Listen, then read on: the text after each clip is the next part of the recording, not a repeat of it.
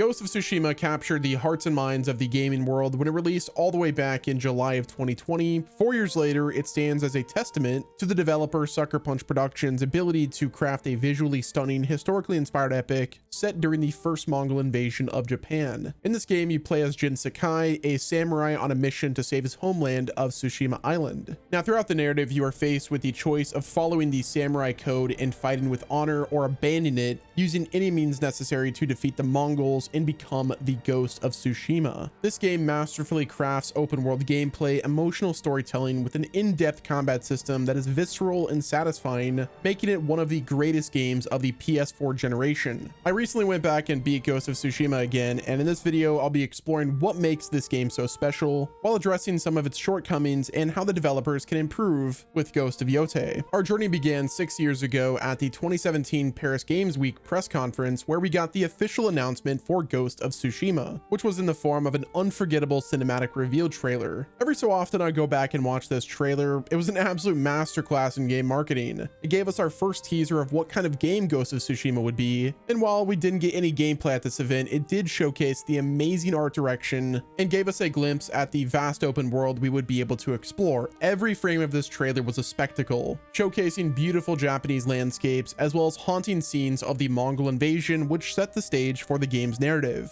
My favorite aspect of this trailer is how it introduced the antagonist Khoten Khan, while also foreshadowing Jin Sakai's transformation. Khoten Khan looks at Jin and says, "So I ask you once again, samurai, do you surrender?" Jin's response is silent, but as he stares into the eyes of Khan, you start to see his samurai armor dissolve and be replaced by a new set of armor. You then see Jin put on a mask, which symbolizes his shift from being an honorable warrior to the ghost. It's also why when Khan said, "Samurai, do you surrender?" Jin stayed quiet. Perfectly showcased Jin's internal struggle with the path that he was forced to take to save his homeland. I seriously can't glaze this trailer enough. It was a masterpiece, singular, finite, a perfect moment completely frozen in time. It captured something truly special. The hype this trailer generated for me was incredible. I was already a fan of Sucker Punch for their previous work on the Sly Cooper and Infamous games, but this was an entirely new realm for them, but it seemed like they were up to the task to pull it off. Jumping ahead to E3 2018, this is where we got to see the first gameplay debut of Ghost of Tsushima. The showcase started off with a live performance by someone playing a traditional Japanese bamboo flute called the shakuhachi. This performance beautifully set the stage for what was about to come. As the music faded, the gameplay showcase began. The video starts off with Jin and his horse approaching a hill. He bends down to pick up a fallen leaf and then releases it as a gust of wind carries it toward his objective. This is our first look at the guiding wind feature that we'll discuss later on. The camera then shifts behind Jin, seamlessly transitioning into our first look at the gameplay. The shift was so subtle, I genuinely thought we were still in a cutscene, but no, this was actual gameplay. The lack of HUD and breathtaking and highly detailed scenery made this trailer feel super immersive for me. The gameplay continued on, showcasing grieving people who were trying to deal with the aftermath of the Mongol invasion. It did a great job at setting the emotional tone. Jumping to a minute later, we see Jin approach a group of Mongol invaders, which this was our first look at the combat in action. The fighting in this gameplay looked precise and deadly. I was personally impressed by it. However, I did see some concerns that it seemed slightly clunky and could use some further polish and refinement, which I guess the same could be said about the sprinting, which also seemed a bit off. Given that this was an early look at the gameplay, at least some of the issues are kind of to be expected. Jumping to a minute later, the gameplay debut showed off a stealth assassination, which was straight up from the Assassin's Creed playbook.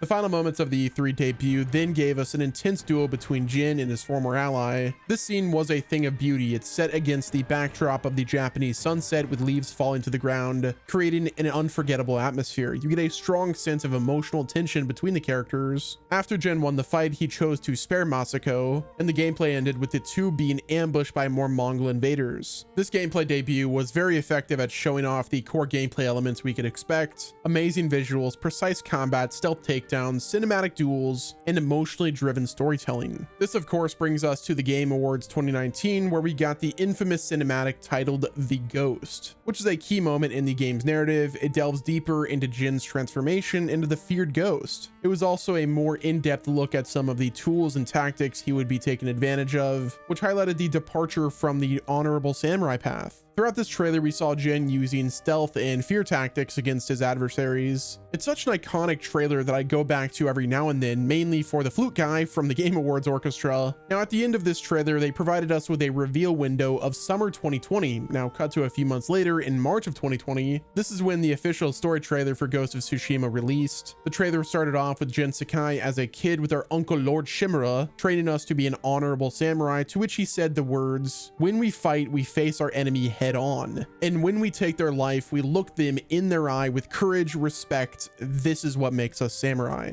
The trailer then cuts to 15 years later. Jin Sakai and Lord Shimura are lined up for battle, and this is where we get to see how massive the invasion is. Cut to 2 minutes later, we get to see our first look at the conflict between Jin and his uncle, Lord Shimura. He confronts Jin by saying, "If you continue down this path, you will be no better than the Mongols. I trained you to fight with honor." To which we get one of the hardest lines delivered, with Jin saying, "Honor died on the beach. The Khan deserves to suffer." At the end of the trailer, we got the official release date of June 26th, or so we thought, but cut to a month later in April of 2020, Ghost of Tsushima was officially delayed. Now, usually with game delays, it comes with the concerns about the launch date, but that really wasn't the case for Ghost of Tsushima. For those of you that don't know, PlayStation had another game launching around the same time, with The Last of Us Part 2 by Naughty Dog, which is kind of weird that they put those games 2 weeks apart in the first place. But luckily, PlayStation made the decision to delay Ghost of Tsushima by 2 weeks to give them enough space so both games aren't really competing with each other. Now, in hindsight, this was a pretty good problem for them to have. On May 14th, though, 2020, PlayStation released a dedicated Ghost of Tsushima State of Play, which was an 18-minute deep dive primarily showcasing the game's exploration, in-depth combat breakdown, customization options for Jin Sakai. They also revealed photo mode, as well as the Kurosawa mode, which is a cinematic black and white filter that's a throwback to the classic samurai films of old. The State of Play definitely generated some hype, but would it be enough? I mean, let's be real here, guys. How could Sucker Punch Productions, the studio behind the lighthearted Sly Cooper games and the Infamous series, possibly pull off a historically grounded epic like Ghost of Tsushima? Well, fast forward to 2 months later in the middle of July, just 3 days before Ghost of Tsushima would release, the review embargo was lifted for the game, and overall the sentiment was pretty positive, debuting with an 83 on Metacritic,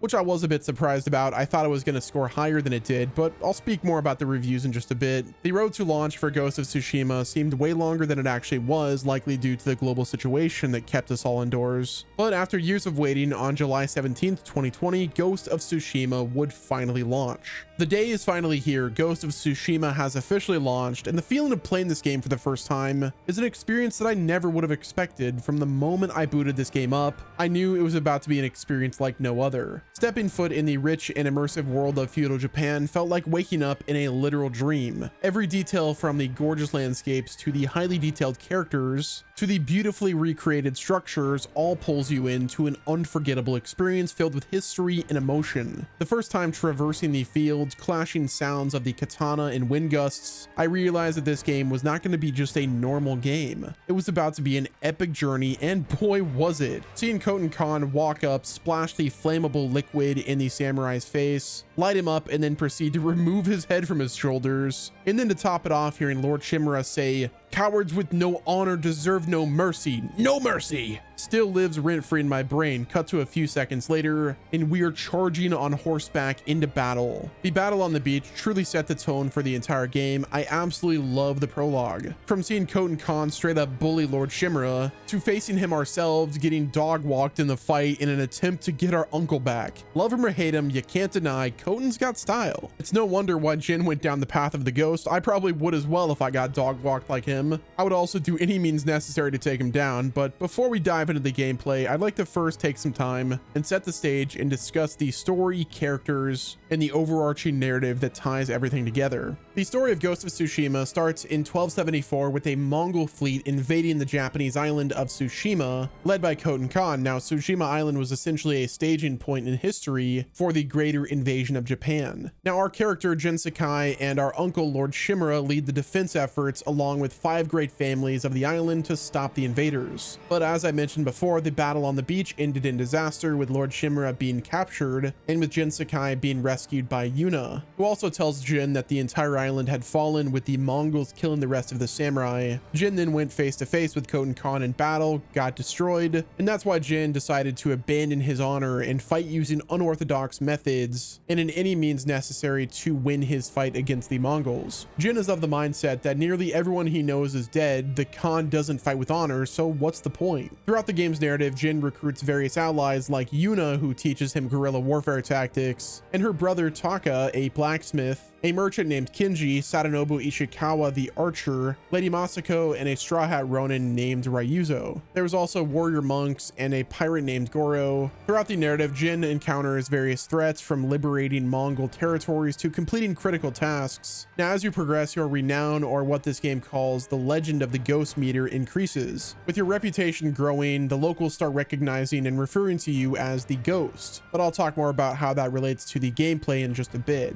The narrative focus then shifts to Jin attempting to free his uncle from Khoten Khan by retaking Castle Kanata, which was a pretty great suspense for the game. It features everything from intense combat to stealth components. There's even some betrayal to inevitably freeing Lord Shimura. Now, after freeing Shimura, we then recruit Goro, who on behalf of Lord Shimura petitions the Shogun for reinforcements. We then learn to create poison from the Sakai family caretaker, Yuriko. We are then ordered by Lord Shimura to go with him and Taka to infiltrate the fortress where Ryuzo is located.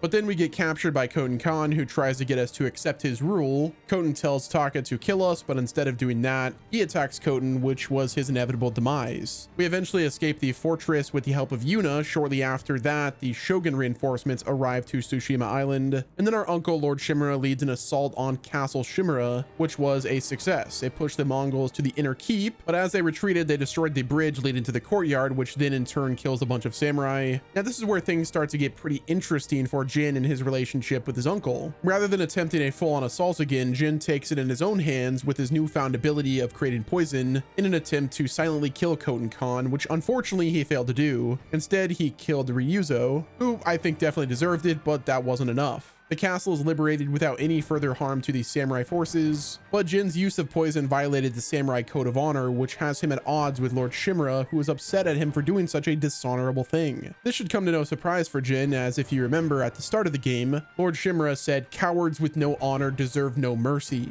Shimura knows if the Shogun catches wind of this, it means Jin is as good as dead, which is kind of why he tries to have Jin turn on Yuna, but then Jin refused, which is when Jin fully embraced his ghost persona. He gets arrested by his uncle. He was able to escape captivity and left a note for his uncle to read, asking him to join the effort, to which he agrees. With the Shogun forces fighting most of the Mongols, it left an opening for Jin and his allies to take the fight directly to Khoten Khan at the port. He infiltrates his ship and kills Khoten Khan. Now, the death of Khoten Khan and the help from the Shogun forces forced the entire Mongol invasion back, but the fight wasn't over for Jin. After we killed the Khan, Lord Shimura tells us that the Shogun considers Jin a threat to the island. He then disbands Clan Sakai and ordered Lord Shimura to kill him. This of course prompts the duel of all duels, Jin Sakai versus his uncle Lord Shimura. Jin of course won the fight, but at what cost? Well, this is where the biggest and really only one decision comes up. Jin has the choice to either kill Lord Shimura and give him the honorable warrior's death, or abandon the samurai code and spare his life completely. The decision was kind of a double-edged sword, like regardless of the decision we make, the Shogun would still see us as the enemy. So it's kind of like the outcome is really the same regardless, which is the main reason why I chose to spare Lord Shimura's life, as it's really the only upside in my opinion. It's like Jin is already seen as the enemy regardless, so what's the point of following the code of honor if it ends up with the Shogun coming after us anyway? And now that we know the Ghost of Tsushima's story is not going to continue with Jin Sakai, it kind of justified my reason to spare Lord Shimura's life. It's like we're not going to know what happens at the end of Ghost of Tsushima because it's an anthology and the story is concluded. So unless we get like a tall tale for Lord Shimura and Jin Sakai with Ghost of Yotei, my canon ending is that we spared Lord Shimura. Ghost of Tsushima also features various side quests that are named Tales of Tsushima that can be found while you explore the island or talking to villagers. You'll hear rumors of various locations where people are needing help. Now, each region is filled with side quests that give pretty good rewards that I'll expand on later, but typically you gain new armor, weapons, and then the quests that don't give you those two will still give you XP, charms, and crafting resources. These side stories are actually pretty good and provide depth for the greater narrative. There are a few side quests that I think are a must play. For example, The Other Side of Honor, where the dude impersonates a samurai. The guy proceeds to challenge us to a duel, and as soon as it starts, he just folds immediately. And that's not to mention the Mythic Tales, which I strongly recommend playing them all, as they're a quest type that essentially reward you with new techniques and gear. Overall, the story of Ghost of Tsushima was an unforgettable experience for me, from intense and emotional moments to grand battles set against epic backdrops. The story does everything to immerse you in the journey of Jin Sakai. This game is not just a tale of revenge or war, it's about honor and sacrifice and the evolution of a man caught between two worlds. Sucker Punch Productions created an amazing story woven with a beautifully crafted world that is full of exploration that will leave a lasting impression on anyone who plays the game. But that's just the beginning. While the story and characters draw you in, it's the gameplay and combat that keep you hooked. This brings us to the heart of it all, the gameplay of Ghost of Tsushima. When it comes to the gameplay for Ghost of Tsushima, it centers around a few key pillars: open world exploration, tactical combat, and stealth.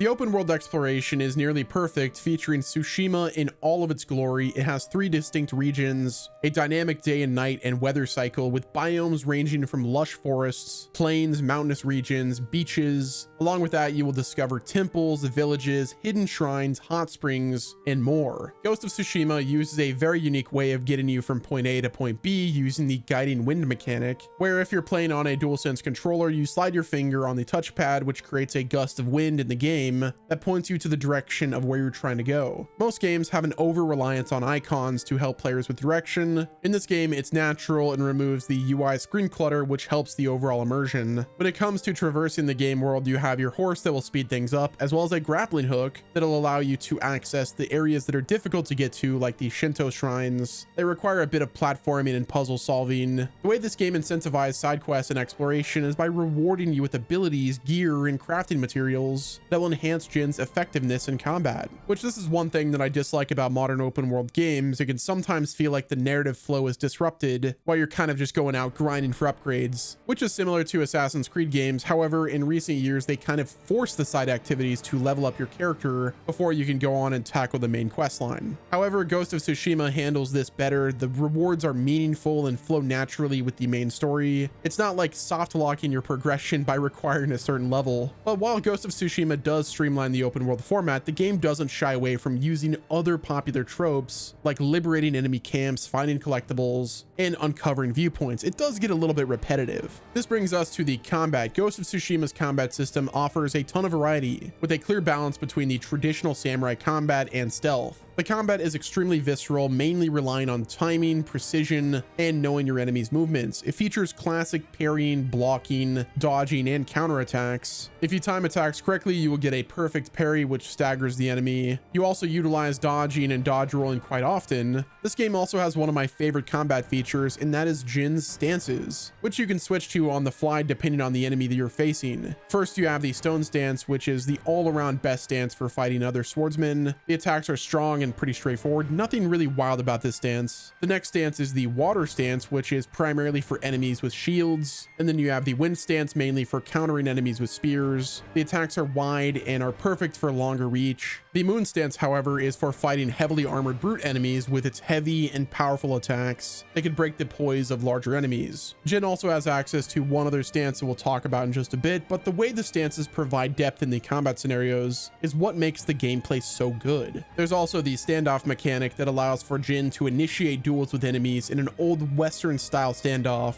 One thing that I'd love to see in the future is even more depth with the standoffs. Instead of maybe just holding triangle to win, maybe it'll require you to do other thinking, maybe deciding what angle you want to utilize and kind of predict where the enemy is also going to strike from as well to attempt to dodge it. And instead of having to just press and hold triangle, maybe you have to perfectly time a different keystroke every time. Now, another layer to the combat is the bow, which there are 2 types of bows in this game. You have the half bow, which is faster and deals less damage, and then the long bow, which has more power and range, but it does take more time to draw. On top of that, Jin has access to fire arrows, explosive arrows, and then he also has access to the dishonorable poison arrows. This brings us to the ghost combat, which stealth is at the core of this combat style. This is where the game turns from a hack and slash to the definitive Assassin's Creed experience. Jin, as the ghost, is able to perform assassinations, where as he approaches an enemy silently, he has the option to assassinate them, which immediately kills them. What I love about this the most is the ability to chain assassinate enemies Oh, and you can also perform aerial takedowns from roofs or ledges, and even using the grappling hook.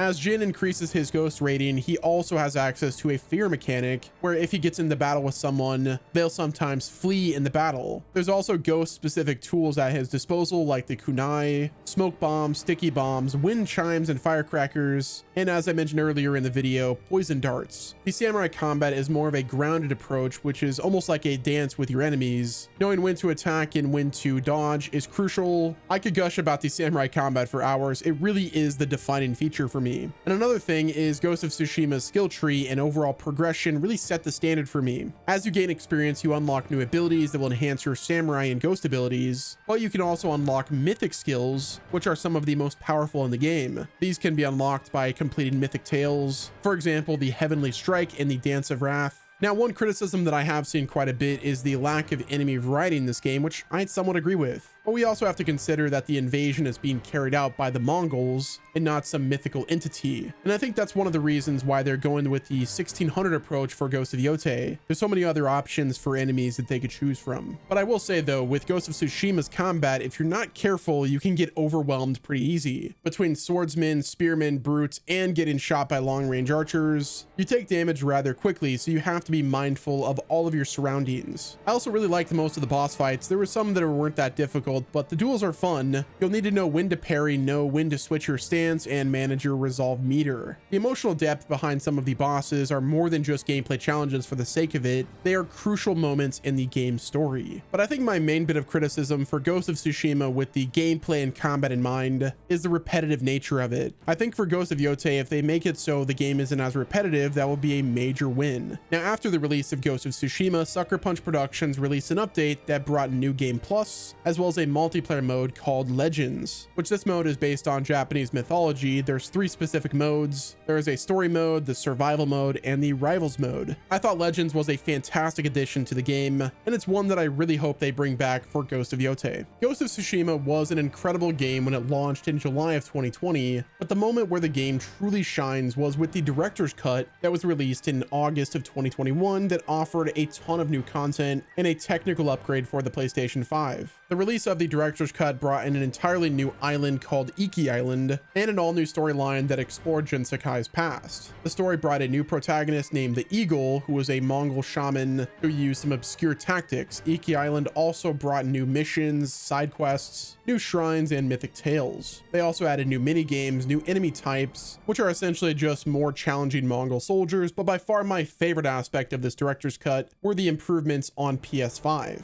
which included everything from 4K resolution, dynamic scaling, as well as 60 frames per second. That was a big one for me. It also improved the game's loading times, added PS5 specific features like haptic feedback and adaptive triggers. The director's cut also brought further improvements and updates to the Legends multiplayer mode, and I feel like the release of the director's cut really gave this game a second chance, especially for the people who didn't play the game at launch or they didn't buy it due to it launching right next to The Last of Us 2. Now, earlier this year, Ghost of Tsushima released on the PC, and man, am I glad they did it. The director's cut on PC is the definitive way to play this game. The port was developed by Nix's software and brought everything from DLSS 3, FSR 3, high resolution textures and settings, and the PC version also has PS5 specific features as well, so if you want to use your DualSense on your PC, you can. This brings us to the sequel of Ghost of Tsushima, which we now know is called Ghost of Yotei. Ghost of Yotei features a new protagonist named Atsu, and it takes place in the Ezo region, which is now known as Hokkaido, but more specifically, Ghost of Yotei takes place in the area surrounding Mount Yotei, which back in the 1600s when this game takes place, the Ainu people, the indigenous of the region, called the mountain Makarinu Puri or Mashinshiri, or is translated to female mountain. So that's why many people think Atsu is of the Ainu origin, and that's why they're getting the name Ghost of Yotei. So this is the standalone sequel for Ghost of Tsushima. It is Ghost of Yotei, and it's going to be taking place 300 years after the events of the first game. Jin Sakai's story will not be continuing, which is a bit sad, but I'm actually really interested to see how they take things with this new game, which honestly kind of bodes well for the series after Ghost of Yotei releases. Imagine we get a cyberpunk style game called like Ghost of Shibuya, where it's a futuristic game and the protagonist is going up against a megacorp, kind of like the plot of Cyberpunk where they're going up against Arasaka. A Ghost of Shibuya sounds really epic, honestly. I think the Ghost series is moving on the direction that Assassin's Creed did, so PlayStation has their Assassin's Creed. It's the Ghost series, which I'm totally down for as long as they keep the same quality of the first game and they even improve on the overall gameplay with Ghost of Yotei. I'm down with it. Like I said though, I am sad that we're not going to get a continuation of Jin Sakai's story, as I do think it was the safe option. Like, the alley-oop was almost done, all they had to do was slam dunk it in. But diving back into the details for the combat of the second game, we can expect the open world exploration to be a core pillar of the experience. I mean, it kind of shows that with the trailer, along with the combat system that will likely branch out from the traditional samurai combat. But in this game, we'll be able to use a Kusarigama and dual wield katanas, but as you saw from the end of the trailer, Atsu will be able to wield a Tanagashima, which is essentially just a matchlock rifle. Now that's just only one side of the combat. The other one will be the return of the ghost combat, or I guess just the stealth gameplay. I'm also expecting a grappling hook and other items that will improve on the game's traversal, but I look forward to learning more about Ghost of Yotei as well as the future of the Ghost anthology series. And Ghost of Yotei is currently set to release in 2025 on the PlayStation 5 and PS5 Pro. Ghost of Tsushima is one of the most impactful video games of its generation. It is a masterfully crafted experience that perfectly blends emotional storytelling and an incredible combat system. Ghost of Tsushima, in my opinion, sets the standard for PlayStation's narrative-driven open-world games. It is one of the best games on the PS4, and despite being critically acclaimed, I felt like it should have won Game of the Year in 2020 over The Last of Us Part 2. Even today, with my recent playthrough, Ghost of Tsushima holds up very well, especially thanks to the post-launch support with the director's cut and the PC release. Ghost of Tsushima will be remembered as a masterpiece in art direction, emotional storytelling, and its ability to transport players to a breathtaking world where honor and sacrifice collide. But as we wait for Ghost of Yotei, I think one thing is clear: the journey of the Ghost is far from over. Well, that was certainly a yapathon. It was a lot longer than I expected it to be, but you know, I had fun. If you enjoyed it, let me know what game you think I should revisit next. Also, don't forget to like the video, subscribe to the channel, and until next time, this has been Wes, and I will talk to you guys in the next video.